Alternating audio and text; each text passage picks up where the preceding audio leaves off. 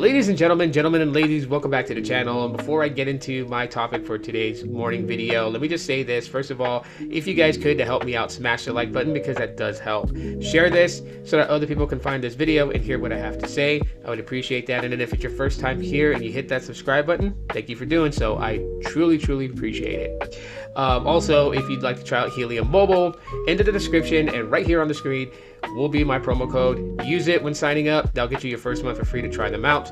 But in today's video, I wanted to talk about carrier locked devices or carrier branded devices versus unlocked devices, and something that I've noticed several times when switching different SIM cards in my Galaxy A53, which is a Boost branded phone. Okay, so this is a phone that was sold by Boost Mobile, originally purchased. It was locked to Boost Mobile's network, and I had to wait the allotted amount of time in order for them to SIM unlock the device.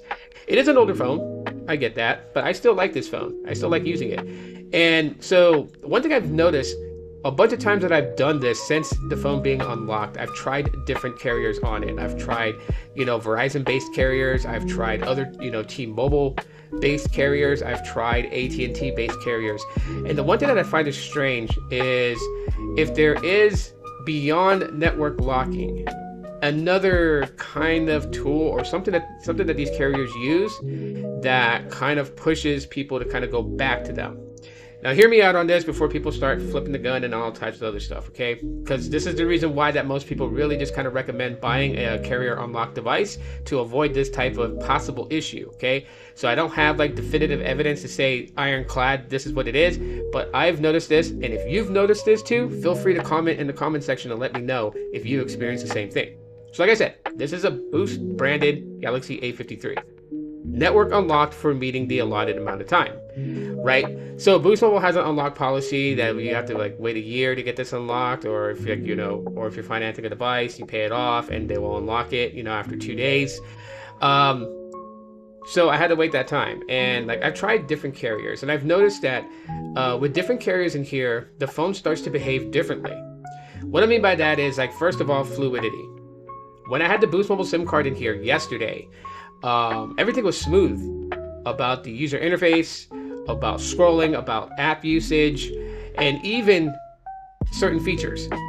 And when using a different carrier in it that's not Boost Mobile, and I noticed the phone starts to get weird. It starts to get jittery when you're swiping across screens. It starts to get janky when you're scrolling. It starts to show some performance hindrance, and I'm like, what's going on here? Of course, most people will be quick to just go straight that it's an Exynos 1280. That's why it's acting that way. But yeah, I expect that with an Exynos processor chip. However, I don't expect it to yield a different behavior just for switching out the SIM card inside of it for the provider that you're using. One of the other things that I've pointed out recently on social media, and I'll point it out in this video, if you caught my video that shows how to enable RCS in the Samsung Galaxy Messages app, what I've noticed is that only works on my device with the Boost Mobile SIM card, which I was using at the time of making that video, I believe. So when I have the Boost SIM card in here, the Galaxy Messages app works with chat. RCS is turned on. Now, some people are going to be like, well, Samsung's moving away from it. They're going to be using Google Apps. I know that. I've seen the articles. I've read them. It shocked me that the Galaxy Messages app with the Boost SIM inside of it can still do RCS messaging. So I figured, like, if I put in my Google Fi SIM, which I did, that chat would come back to it, and it's actually not there. The Galaxy Messages app is there, but RCS is not there, which, it's not like a huge detrimental thing.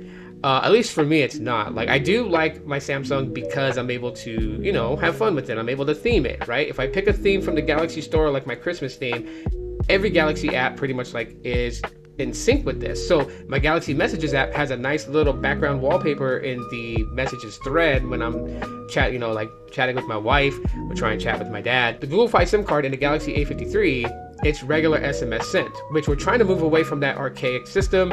SMS has been around for such a long time that this is even why Apple decided to adopt RCS messaging, to just have a much better, more enriched, and more secure messaging experiences across all devices. So with that being said, that with the Boost Mobile SIM in here, RCS is in the Galaxy Messages app. However, with a Google Fi SIM card in here, it is not. You have to use Google Messages. And so if you're using any type of theme from the Galaxy App Store, when you use the Google Messages app, it doesn't fit the bill. To some people, they would kind of call that out and be kind of annoyed. Like I said, I'm not that petty when it comes to that, but I have noticed that certain things, because this is a Boost Mobile branded phone, that if I use a different SIM card, I notice a different behavior in it. I notice a more lackluster behavior. So it makes me think, do they actually do something in that, to that extent, to kind of just drive it home to you, like, oh, maybe the other carrier sucks, to go back to them, which, is a bit deceiving in my opinion. But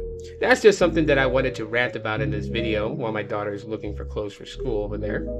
But you guys let me know what your experiences are. Have you guys noticed something like this with carrier branded phones?